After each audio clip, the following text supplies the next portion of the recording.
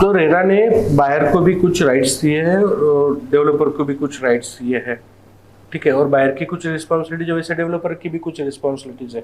अब ऐसी चीजें हैं कि मतलब कोई भी कारण हो, जैसे मान के चलो कि मैंने कोई अपार्टमेंट लिया है या फिर मैंने कोई प्रॉपर्टी परचेस किया है और मुझे पोजीशन में इशू आ रहा है, या फिर मुझे जो बोला गया वो मिसलीडिंग एड वगैरह जो रहता है वैसे कुछ वो दिया नहीं है, या फिर लेआउट में चेंजेस कर दिए, डेवलपर के फाइनेंसेस में कुछ इशू हो रहा है, या फिर मान के चलो कि टाइटल में कुछ प्रॉब्लम आ गया, जैसे कोई लिटिगेशन आया, किसी ने बोला कि भाई ये बिल्डिंग तुम्हारा नहीं, ये हमारा है, काइंड ऑफ थिंग, ठीक है, ऐसे कोई भी रीज़न हो, अगर मुझे कुछ इशू आता है तो, और मैं डेवलपर के साथ मैं बात ही नहीं करना चाहता, ठीक है, I want to sue him, very simple, मुझे उसके ऊपर केस ही ठोकना है, बाकी कुछ लेना देना नहीं है, तो मेरे पास क्या क्या ऑप्शन है, मैं इसको कैसे लेके जाऊंगा आगे? फर्स्ट जो है वो कंसिलिएशन फोरम।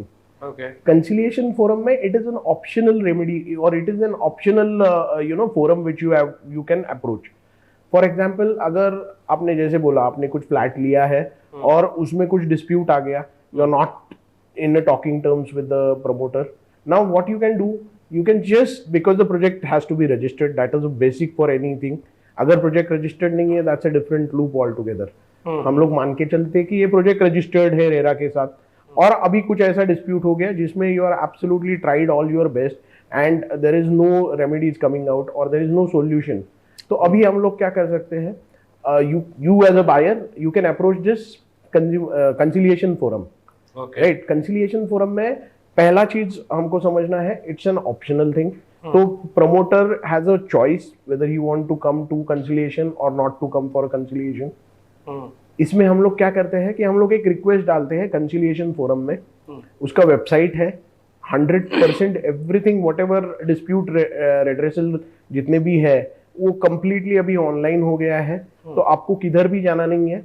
मतलब लाइन लगानी नहीं है कहीं पे, बिल्कुल नहीं लगानी है, आप ऑनलाइन रिक्वेस्ट डालना है कि ये इशू है, ये मैंने बुकिंग किया था या एग्रीमेंट किया था, ये प्रमोटर है, उसका PRN नंबर ये है, मतलब प्रोजेक्ट रजिस्ट्रेशन नंबर ये है। अगर एज अ प्रमोटर मैंने उसको कंसिलिएशन को कंसेंट दे दिया तो यू विल हैव टू पे ₹1000 ओनली प्लस GST, तो कुछ 1100 रुपए के आसपास आपको पे करना है। Correct. अगर मैंने कंसिलिएशन को हाँ बोल दिए, okay, then there will be benches. अभी जो है वो महाराष्ट्र में 45 बेंचेस है, 45 बेंचेस, जिसमें 2 लोग रहते हैं। In each bench there will be 2 people, one from association of builder, okay, जैसे नारेडको हो गया, क्रेडाई हो गया, माची हो गया, ये साइड से एक ये रहता है, उसमें से काफी रिनाउंड डेवलपर होते हैं, जैसे अरविंद जैन है या आदित्य जावड़ेकर है या हेमंत नाइक नवरे है, ये सब लोग एक, because they know the business very well, they know कि क्या पेन एरिया रहता है प्रमोटर का, सो वो रिप्रेजेंट करते हैं प्रमोटर की साइड। एंड दूसरा जो है वो ग्राहक मंच है, मतलब मुंबई ग्राहक मंच में से एक आदमी उधर रहता है, again he is of very learned person, कि जिसको ग्राहक को क्या क्या पेन पॉइंट है वो अच्छे से समझ सकता है। तो ये दोनों लोगों का एक बेंच रहता है। नाउ व्हाट हैज हैपेंड, आपने मेरे अगेंस्ट वो रिक्वेस्ट फाइल किया, मैंने हाँ बोल दिया, आपने 1000 रुपए पे किया, and now the matter is listed for hearing. हम लोग बाकायदा ऑनलाइन हमारा एक मीटिंग लिया जाएगा, जिसमें ये 2 लोग है वो अपनी दोनों की बाजू सुन के लेंगे कि क्या क्या है, क्या हुआ है, क्या नहीं हुआ है। वो सुनने के बाद they may suggest you some solution, मंडोली वो आपको सजेशन देंगे। हाँ, it's a suggestion, they don't order नहीं पास करेंगे, correct, they don't have powers to pass any order as such, but वो बोल सकते हैं कि सर ये आप देखो, ये इजी इशू है, ये इस तरीके से आप उसको सॉल्व कर सकते हो। ओके, इफ कोई भी डिस्प्यूट हो किसी भी पॉइंट को लेके, तो फर्स्ट स्टेप आप रिकंसिलिएशन फोरम में जा सकते हो।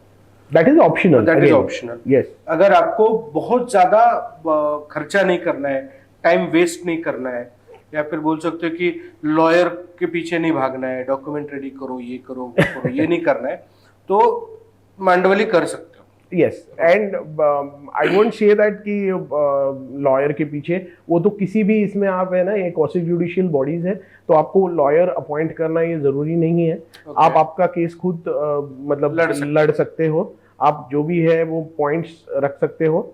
Only thing is that you will have to abide by certain you know set principle which they have given and that is good enough. Okay, तो ये हो गया रिकंसिलिएशन वाला। अगर मान के चलो कि मांडवली दे दिया बेंच ने, बट मुझे चाहिए, मुझे वो, मैं I am not satisfied, correct, मुझे वो मान्य नहीं है बेसिकली। करेक्ट, मुझे ऐसा लगता है कि अभी भी डेवलपर ने मेरे ऊपर अन्याय किया है, ओके, और मुझे न्याय चाहिए, करेक्ट, मुझे मेरा हक चाहिए, करेक्ट। तो मैं इसके आगे कहाँ जाऊँ? Then you can file a complaint with the authority. तो पहले कंसिलिएशन रिक्वेस्ट था, Not necessarily कि पहले आपको कंसिलिएशन में जाना है। हाँ, it is optional. It's optional. हाँ, अब पहला स्टेप अगर आप देखा जाए कोई भी डिस्प्यूट का, तो अगर डायरेक्टली भी आप कंप्लेंट फाइल करते हो, it's your choice, it's optional for you to go for a conciliation forum. However, as I said, it is very efficient and बहुत अच्छे से उनको बातचीत से चीजें सुलझ सकती है। So the first step I would say in a quasi judicial this thing is you can approach this MahaRERA regulatory authority. Okay, इसमें जैसे मैं प्रमोटर हूँ, मुझे ऑप्शन नहीं है कि whether I have to, बिल्कुल मुझे आना ही है। आपको 5,000 रुपीज का फी पे करना है प्लस जीएसटी जो भी है, उसके ऊपर आप कंप्लेंट फाइल कर सकते हो मेरे against. You can list down what are all your problems are, what is the issue you are facing, and accordingly again based on the documents and everything the matter will be listed for a hearing. I have to again keep all the supporting documents, right? Absolutely. मतलब मेरा site visit को जब मैं गया था project देखने के लिए, तब से लेके जो भी ईमेल्स है, मतलब कुछ भी डिस्प्यूट हो सकते हैं, right? Yes, so it is actually very good necessary for a buyer to keep all the documents ever proofs with him. Correct. कि पता नहीं है ना कि 4 प्रोजेक्ट देखेगा, 4 में से एक लेगा, करेक्ट, ठीक है, बट चारों में से कौन सा लेगा उसने डिसाइड नहीं किया ना देखने जाते थे। तो उसको सारी चीजें रखनी पड़ेगी, मुझे किसने क्या कमिट किया था, मैंने कितना पैसा दिया, हर पैसे का रिसीट चाहिए होगा, बिल्कुल करेक्ट, ईमेल चाहिए होंगे, रजिस्ट्रेशन हुआ है तो उसका डॉक्यूमेंट लगेगा, कुछ कंसेंट साइड किया तो वो लगेगा, मतलब he has to be ready with everything before filing a complaint. Correct, it is mandatory for him at the time of filing the complaint, ये सब चीजें उसको अपलोड करनी पड़ेगी वेबसाइट पे। हाँ, तो अभी ये अगर मान के चलो कंप्लेंट फाइल हो गया, रेरा ने एक्सेप्ट कर लिया, अथॉरिटी ने, तो हमें डेट मिल जाएगी, करेक्ट, 5,000 ओवर की एक डेट मिल जाएगी, करेक्ट। वो डेट पे कैसे प्रोसीजर होता है? डेट पे इट्स अ नॉर्मल हियरिंग। इसमें आपको पूछा जाता है कि एग्जैक्टली क्या हुआ था, क्या नहीं हुआ था, आपके जो रिकॉर्ड्स है वो आपको ये कर सकते हैं, उसके ऊपर मेरा क्या कहना है, डेवलपर का क्या कहना है, वो सुना जाता है। हमको चॉइस दिया जाता है कि अगर मेरा सबमिशन जो है वो रिटर्न में मुझे चाहिए तो वो भी मैं कर सकता हूँ, उसके ऊपर मैं मतलब ज्वाइंडर रीजॉइंडर हम लोग ये कर सकते हैं। उस हिसाब से फिर matter will be listed for final hearing, और RERA based on the documents, based on the circumstances, based on the evidences, वो आपको ऑर्डर पास करेगा। मतलब या तो गिल्टी पार्टी को पेनलाइज करेगा, और जिसको क्या बोलते हैं नॉन गिल्टी है, या फिर जिसके ऊपर अन्याय हुआ है, मेरे ऊपर अन्याय हुआ है, तो मुझे बेनिफिट्स ला के देगा, करेक्ट, वो ऑर्डर पास करेगा। और ये इसका ड्यूरेशन कितना रहेगा? Generally it is stated that कि 60 दिन के अंदर ये जो पूरा प्रोसेस है वो कंप्लीट होना चाहिए। However currently there are almost 20,000 cases which are pending. 20,000 cases, but these are getting solved within 60 days? Not exactly, but yes, I mean authority is trying to gear up with all their this thing. तो हो सकता है कि अभी तो 3-4 महीने लगता है, 5-6 महीना लगता है, 5-6 महीना लगता है, but eventually I am sure ये कम हो जाएगा, and there will be, because you know there are few things which were not ironed out, which were not decided. अभी वो हो गया है तो we can just copy that particular example and go ahead with the same. Correct.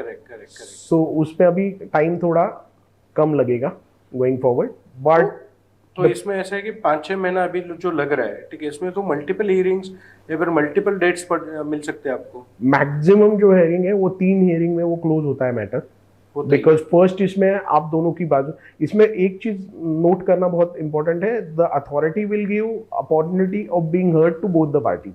हाँ, very true. मतलब It should be आपकी there, भी, right? यस यस, आपकी भी जो भी है वो भी सुनेगा, मेरा जो उसके ऊपर कहना है वो भी सुनेगा। On top of it they will give me option कि आपको अगर रिटर्न में कुछ सबमिट करना है, आपका जो भी कहना है वो भी आप कर सकते हैं, and based on this thing the authority will pass the order. Very true. मतलब अगर ये अथॉरिटी के साथ हमने एक रेरा में कंप्लेंट, ये तो कंप्लेंट हो गई, Correct. कैंसिलेशन हो गया, फिर हमने देखा कंप्लेंट। कंप्लेंट हो गई, अभी कंप्लेंट हो गई, मान के चलो कि मेरे अगेंस्ट ऑर्डर निकला या फिर जो भी है व्हाटएवर, तो either party can appeal.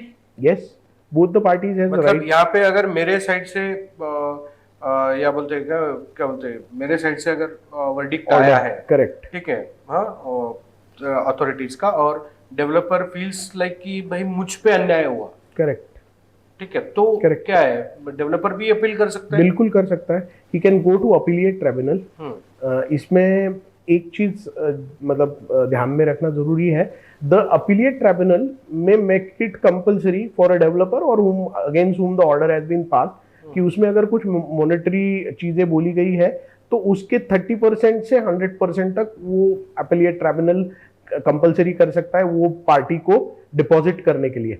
For example मेरे अगेंस्ट अगर 2 लाख रुपए का ऑर्डर हुआ है पहले वाले कोर्ट में, मतलब अथॉरिटीज के पास, अथॉरिटीज के पास में से, तो अपीलिएट ट्राइब्यूनल बोलेगा भाई ये आप 2 लाख रुपए या 60,000 से 2 लाख रुपए any order, they will say कि आप उधर डिपॉजिट करो पहले अपीलिएट ट्राइब्यूनल का जो अकाउंट है उसमें, फिर हम लोग आपका अपील सुनेंगे।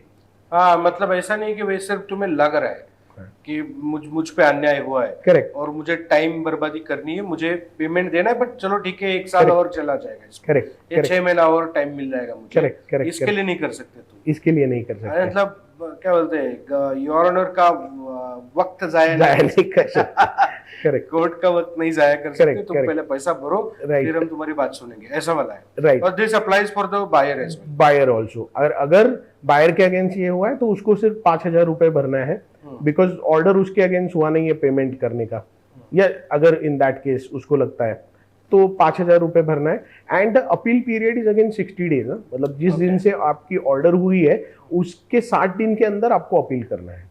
हाँ, मतलब अथॉरिटीज के बाद जहाँ पे आपको लगता है कि फर्स्ट सेकंड स्टेप था कैंसिलेशन के बाद अथॉरिटीज में अगर आपको न्याय नहीं मिला तो 60 दिन में आपको कंप्लेंट करना है, अपील करना है, अब अपील करना है, और वो अपील जाएगा अपीलेंट ट्राइब्यूनल के पास, करेक्ट, और यहाँ पे आपको देना पड़ेगा पैसा, करेक्ट, ठीक है, तो यहाँ पे खेल नहीं कर सकते तुम। Correct, you can just go, you can just appeal for buying time. How strong is this appellate tribunal? बिल्कुल बहुत अच्छा है, अभी एस शिंदे करके उनके चेयरमैन है, एस शिवाजी करके मेंबर्स है, तो काफी अच्छे से वर्क हो रहा है, and most of this eminent people are there. इसमें जो है ना ज्यादातर क्वेश्चन ऑफ लॉ कंसिडर किया जाता है, क्वेश्चन ऑफ फैक्ट भी देखते हैं, but majorly question of law जो है, मतलब कायदे की तरतूद उसके ऊपर लागू होती है या नहीं होती है, वो ज्यादातर देखते हैं। ओके, ऐसे कुछ केसेस है आपके पास, या फिर आपने कभी बिल्कुल अपीलेट ट्राइब्यूनल के सामने अपीयर किया है, मैंने काफी बार किया है, तो उसमें जैसे कुछ मतलब एक न्यू टेक करके एक केस हुआ था जिसमें ये देखा गया था कि ये जो पूरा बेंचेस है जो अपीलेट ट्राइब्यूनल का है, whether they have to have 2 people sitting or whether they have 1 single member can pass the order, ये जैसे भी कायदे का ये रहता है वो अपीलेट ट्राइब्यूनल में ज़्यादा चलता है। बायर को जो कॉम्पेंसेशन मिला है, अगर ये वो है या अथॉरिटीज़ ने जो पास किया है वो बराबर है कि नहीं है, या उसके बारे में कुछ ये है क्या, वो सब चीज़ें अधिकार जो है वो अपीलेट ट्राइब्यूनल को होता है। जितना भी क्वेश्चन ऑफ लॉ इन्वॉल्व हो वो अपीलेट ट्राइब्यूनल में आप लेके जा सकते हैं अपील उसका, बट प्लीज रिमेंबर डायरेक्टली कोई अपीलेट ट्राइब्यूनल में नहीं जा सकता है, आपको पहले कंप्लेंट देना पड़ेगा। करेक्ट, तो first part is complaint, correct. हाँ, आपको कैंसिलेशन जाना है कि नहीं जाना है ये आपको लगता है कि भाई कहाँ वेस्ट करूँ टाइम, बात छोटा सा है, 1,00,000 2 लाख का बात है, 10 लाख का बात है, चलो कैंसिलेशन फोरम में जाते हैं, बातचीत करते हैं, थोड़ा सा डेवलपर के ऊपर भी प्रेशर आ जाएगा, करेक्ट, कि भाई मेरे ऊपर कुछ एक्शन इसने चालू कर दिए, तो डेवलपर को के पास भी उसका मैन पावर जाएगा, पैसा जाएगा, उसको भी हेडेक होगा, उसका भी कंप्लेंट दिख के आएगा रजिस्टर्ड, वो बोलेगा कि चलो उससे अच्छा बातचीत करके खत्म करते हैं। ठीक है, तो मांडवली करके खत्म हो जाएगा। और आप बोल रहे हैं कि ये बहुत अच्छा काम कर रहा है बेसिकली। बिल्कुल बहुत अच्छा काम कर रहा है, एफिलिएट ट्रिब्यूनल भी अच्छा काम कर रहा है, अथॉरिटीज भी अच्छा काम कर रहा है, एंड कंसिलिएशन फोरम भी बहुत अच्छा काम कर रहा है। Because you know as you rightly said कि कंसिलिएशन बातचीत से चीजें हल हो सकती है। बिकॉज इसमें क्या है कि इसमें बहुत लंबा चौड़ा ये नहीं है आपका हिसाब। आपने फ्लैट लेना है तो आपने फ्लैट लिया है और मुझे कंस्ट्रक्ट करके फ्लैट देना है, बस उतना ही मैटर, सब्जेक्ट मैटर है।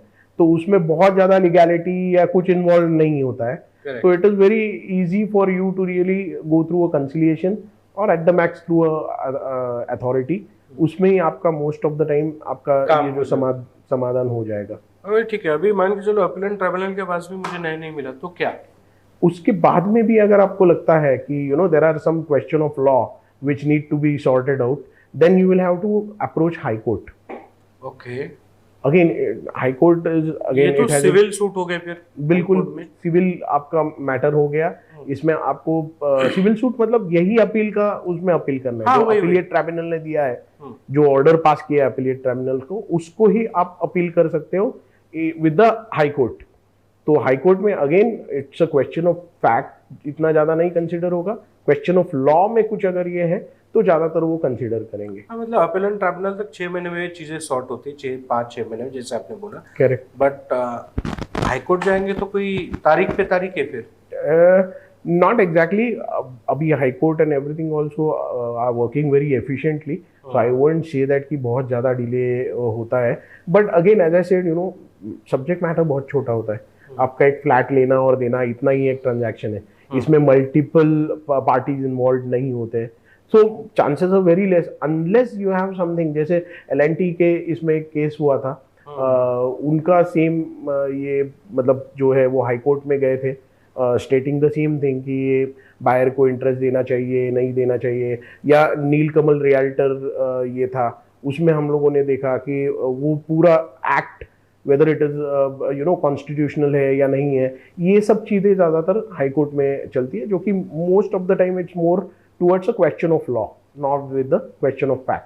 अगर क्वेश्चन ऑफ फैक्ट है तो एज आई सेड तीनों इसमें तो किधर ना किधर आपका वो समाधान हो ही जाता है और सॉल्व हो ही जाता है। बट मुझे नहीं लगता कि कोई हाइट मतलब रेरा के में जो डिस्प्यूट्स है, हाँ मतलब ये प्रॉपर्टी के लिए छोटे छोटे डिस्प्यूट्स है, उसको लेके कोई हाइट कोर्ट जनरली, क्योंकि बहुत सारी चीजें इजी है, नॉर्मल है और बायर्स के लिए। Correct. Anirudh, I will tell you, आपके माध्यम के थ्रू मैं जितने भी होम बायर्स है या जिनको घर लेना है उनको मैं ये बताना चाहता हूँ कि ये जो डिस्प्यूट मैकेनिज्म है, it is there to help you. But what I would request everybody to be educated about the entire act first. आप है ना, आपके जितने भी राइट्स है वो पहले समझो, अंडरस्टैंड करो। Go on a RERA website, just understand what all things are there. That will definitely help you to take a informed decision. Informed decision में क्या होता है ना कि आपको एक्सपेक्टेशन क्लियर रहता है आपका कि क्या बिल्डर देने वाला है, मुझे क्या एग्जैक्टली चाहिए। अगर ये एक्सपेक्टेशन नहीं मैच हो रहा है, obviously you can look out for some other project. But my humble request is to be educated. I mean, you as a allotee, you need to be educated about the whole, you know, act, and that will solve most of the problem because you definitely can take a informed decision about it. Apart from this, as I said, जो पूरा adjudicating mechanism है वो आपके लिए है ही। Correct. अगर नहीं ये रिजॉल्व होता है तो, बट फिर भी अगर ये जितना भी हम लोगों ने कॉन्वर्सेशन किया उसमें आपको कुछ भी डाउट है, please you can reach out to us. You can type in a comment whatever queries you may have, and we will try to get back to you on that. So Anirudh, I would like your viewers to know few things. जैसे अगर आप कोई flat लेना चाहते हो, so firstly you need to take a informed decision, and to really take a informed decision there are few things which have been given, like आपको QR code दिया है, उसमें जाके आप चेक कर सकते हो Very true. कि प्रोजेक्ट के बारे में क्या क्या इन्फॉर्मेशन है, क्या वो देने वाला है, क्या नहीं देने वाला है। रेरा का वेबसाइट भी बहुत अच्छे से हम लोगों ने डिज़ाइन किया है, मतलब रेरा ने, कि जिसमें आपको काफ़ी सारी चीज़ों के बारे में बहुत अच्छी जानकारी दी गई है। अब प्रोजेक्ट की सारी चीजें उसमें कवर ही होती है ना। On top you of just have to scan the QR code and visit the landing page of that particular project. Correct. On top of it, अगर आपको कुछ भी डाउट है तो आई वुड रिक्वेस्ट यू, आप इसके बारे में हमको कमेंट करके बोल दीजिए कि आपका जो भी क्वेरीज है we will try to answer it. Very true. और इम्पॉर्टेंट ये है कि कोई भी बायर, अगर मुझे फ्लैट सर्च करना है या प्रॉपर्टी, कोई भी प्रॉपर्टी मुझे सर्च करना है और मैं डेवलपर के पास ले रहा हूँ, तो मैं प्रोजेक्ट अगर रजिस्टर्ड रहेगा तो मैं उसका वेबसाइट चेक करूँगा, लैंडिंग पेज चेक करूँगा, उसने क्या क्या कमिटमेंट दिए वो चेक करूँगा। और जब भी मैं विजिट के लिए जाऊँगा तो मैं ये देखूंगा कि अगर क्या वो डेवलपर या फिर सेल्स पर्सन मुझे सही जानकारी दे रहा है। करेक्ट।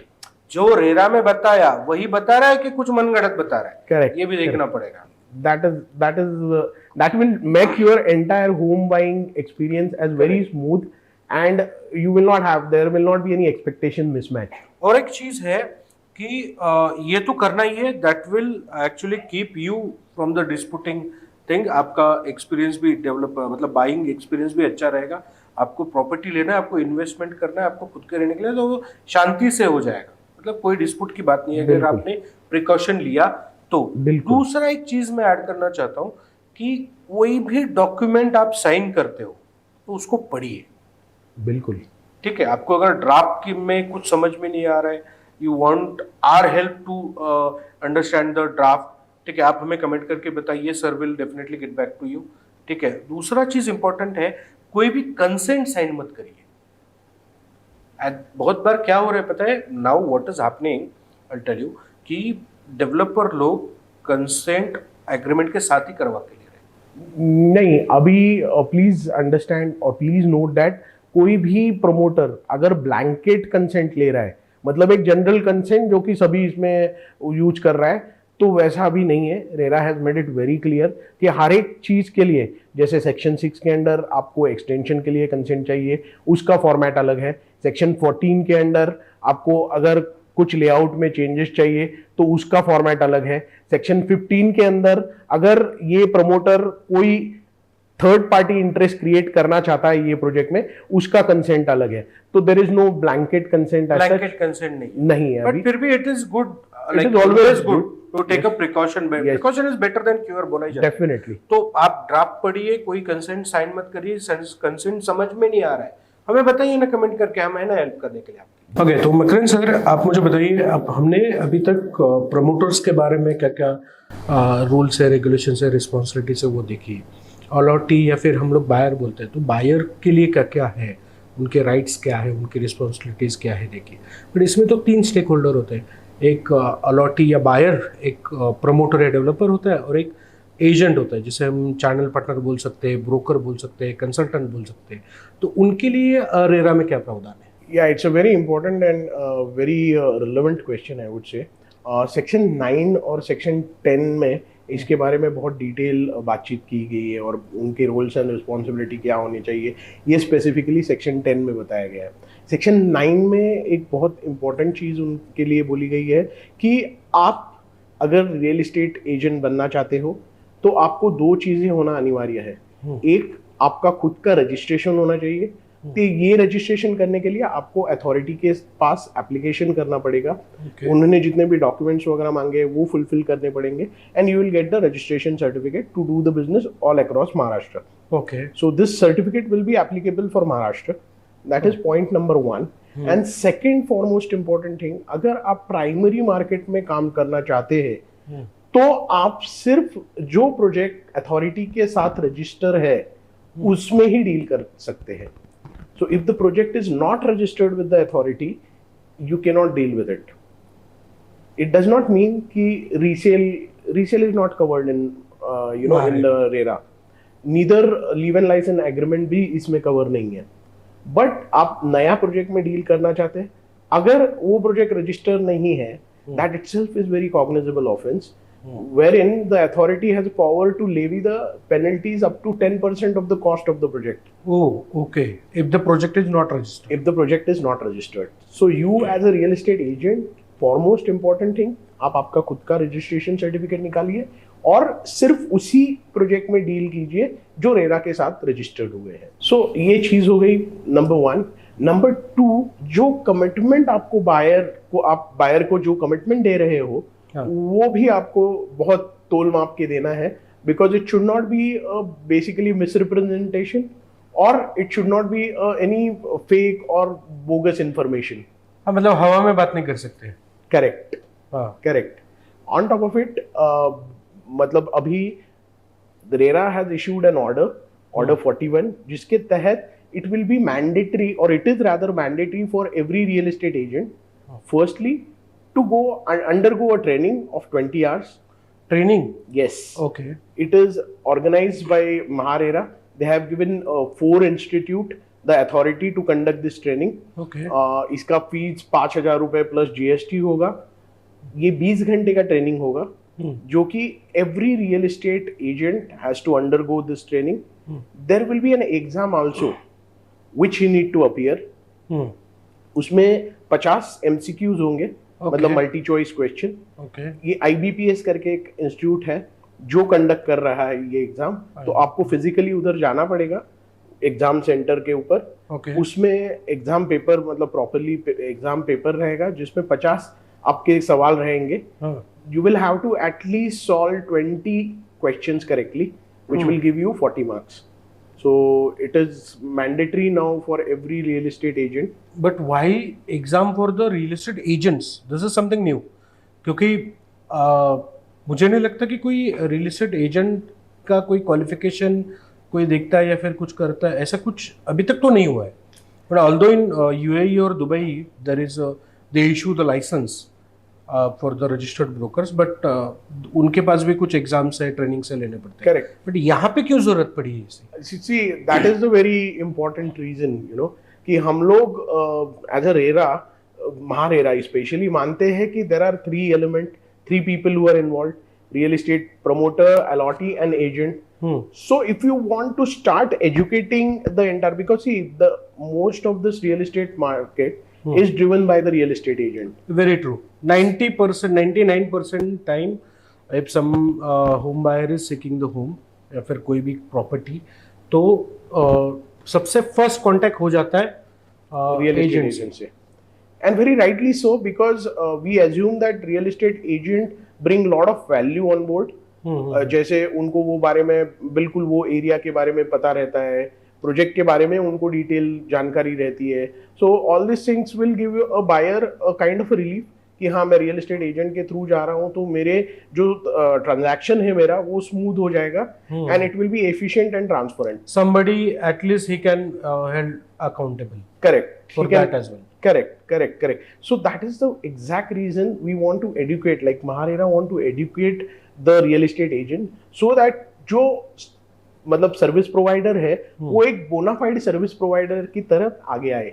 ओके जैसे डॉक्टर्स है, उनके पास उनका प्रैक्टिसिंग सर्टिफिकेट रहता है, CA है, इंजीनियर्स है, आर्किटेक्ट है, सो ऑल आपके पास सनद होता है। यस, सो लॉयर्स के पास जैसे सनद होता है, same way RERA want to recognise real estate agent by issuing them the certificate. वो सर्टिफिकेशन इशू मिलने के लिए आपको ये एग्जाम वगैरह देना है, so that you know we can assume safely कि ये जो पूरा एक्ट है या पूरा जितना भी रियल एस्टेट मार्केट है उसके बारे में एटलीस्ट बेसिक इंफॉर्मेशन जो every real estate agent should know, you will come to know about it. So we can assume safely, if you are a license holder, if you have this certification, competency certification, we can safely assume कि ये चीजें आपको पता है और वो आप आपके अलॉटी को पास ऑन कर रहे हो। हाँ, मतलब रियल एस्टेट एजेंट का जो ट्रेनिंग होगा उसमें रियल एस्टेट एजेंट को पूरा एक्ट समझाया जाएगा। करेक्ट। जो हमने अभी तक बातें करी, सारी डिटेल बातें उसको सिखाई जाएंगी। करेक्ट। और 20 आवर्स का वो ट्रेनिंग करेगा। करेक्ट। उसके बाद वो एग्जाम देगा। करेक्ट। एग्जाम में पास होगा तो उसको एक सर्टिफिकेट मिलेगा। करेक्ट।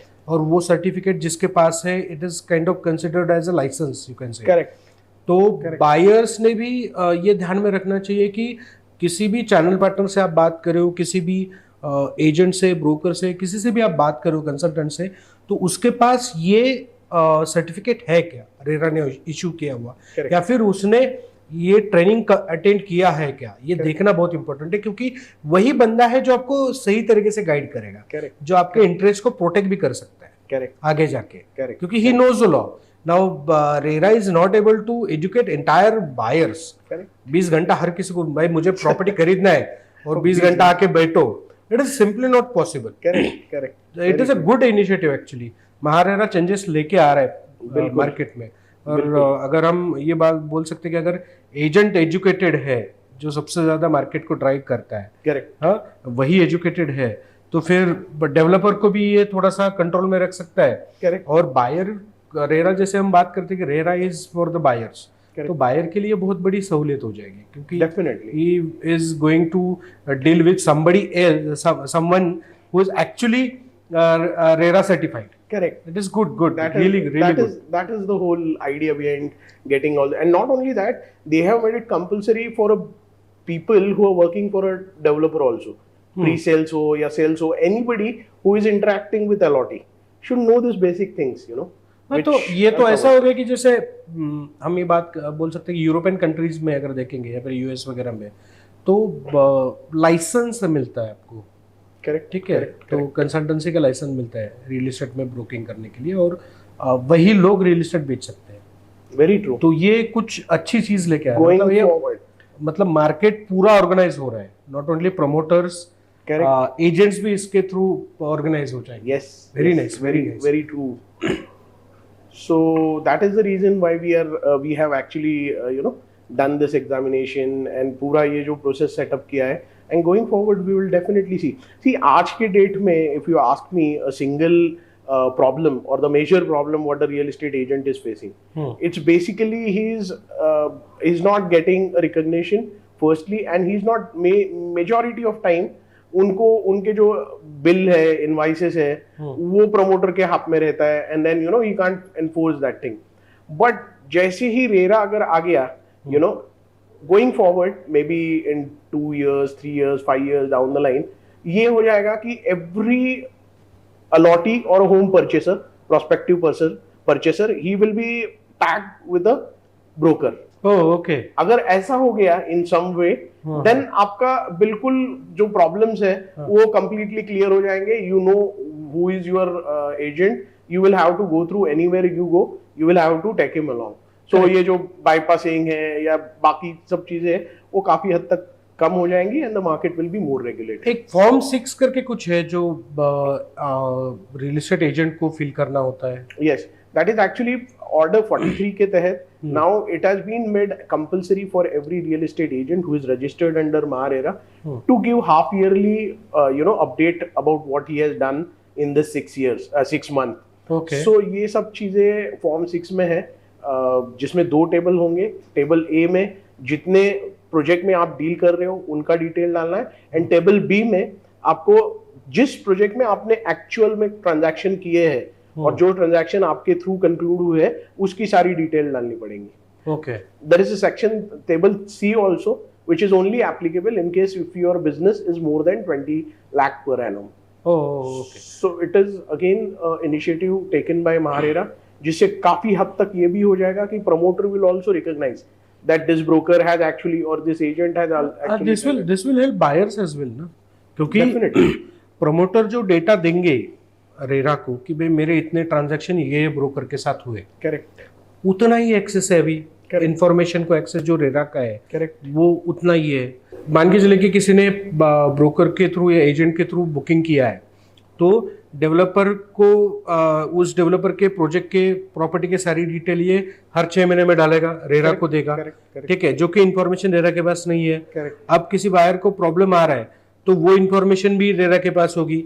अगेन जो ब्रोकर इंफॉर्मेशन दे रहा है, ठीक है, वो इंफॉर्मेशन रेरा वैलिडेट करेगा डेवलपर के एंड से, प्रमोटर के एंड से क्रॉस वेरीफाई करेगा कि ये सेम ट्रांजैक्शन सेम यूनिट का है क्या, करेक्ट। उसके ऊपर फिर टैक्सेशन का भी पार्ट आया, मतलब इट इज एक्चुअली चेंजिंग, बहुत चीजें अच्छी हो रही है जो बायर के हित में है। तो आई वुड से कि मतलब जो भी होम बायर्स है, मैं तो रेकमेंड करना चाहूंगा कि go along with the registered और सर्टिफाइड रियल एस्टेट एजेंट्स, वो उनके आगे जाके बहुत बेनिफिशियल होगा। Definitely So if you want to conclude this entire activity and the entire thing undertaken by MahaRERA, I would simply say ये जो act है वो एक्ट बनाया गया है for the entire India, wherein state wise liberty दी गई है हर एक स्टेट को उनका रेगुलेटरी अथॉरिटी बनाने के लिए। ये जो अथॉरिटी है उनका काम है कि पूरे रियल एस्टेट को रेगुलेट करे और प्रमोट करे। ये जो पूरा एक्ट है ये बायर के इंटरेस्ट में है। इसमें आपको एज अ प्रमोटर हर एक प्रोजेक्ट रजिस्टर करना जरूरी है, so the authority will have the data of entire project, all the projects which are going on in state, so they can regulate, they can control the entire this thing. Very true. That is how it is. And in case अगर कुछ भी dispute होता है किसी भी तीनों इसमें, तो you have an authority who can actually intervene and resolve your issue. Very true. So this is how the whole act is. So this MahaRERA 5 साल पहले महाराष्ट्र में इम्प्लीमेंट हुआ है और शुरू में लग रहा था कि छोटी छोटी चीज़ें हैं, बट बहुत सारी चीज़ें आ रही है। जैसे कि आपने बताया अभी रियल एस्टेट एजेंट का भी ट्रेनिंग कर रहे हैं, which is again very good thing, good initiative actually, so that market को रेगुलराइज करने के लिए, ठीक है, कंट्रोल करने के लिए और प्रमोट करने के लिए बहुत अच्छी चीज़ है, बहुत अच्छी चीज़ है। So yes, my name is Advocate Makram Pradkar. I have been into real estate for about 23 years. जिसमें से पहले 10 साल I have headed various companies like Mahindra Lifespaces, then of course ILNFS, Kasturi Housing, ये सब companies के साथ मैंने काम किया. From last about 10 years, I am practicing as a lawyer. We have a boutique consultancy firm called Pinprop Consultant, and in case if you have any queries regarding real estate, you can always get in touch with me. The link is in bio. So, Makran sir, we are really honored to have you on our show. बहुत अच्छा discussion हुआ और ये discussion जो हमने आज किया है ये मुझे ऐसा लगता है कि बहुत सारे होम बायर्स को और लोगों के लिए बहुत इम्पोर्टेंट है, सारे स्टेक होल्डर्स के लिए, जो रियल एस्टेट जैसा मार्केट जो बहुत बड़ा मार्केट है इंडिया में। और मैं आशा करता हूँ कि आपसे बार बार मुलाकात होती रहेगी और आप हमारे व्यूवर्स की क्वेरीज भी अच्छे से सॉल्व कर पाओगे, as you are a law practitioner in by profession. Thank you sir, thank you very much. Pleasure is all mine. I am extremely thankful कि आपने मुझे बुलाया and you made me the part of this show, and I again wish you the very best. And in case if any stakeholder, be it buyer, be it real estate agent or a promoter, if you have any queries regarding real estate, please reach out to us. We are there for you. Thanks a lot. Thank you very much. Thank you, sir. Pleasure is all mine. Thank you.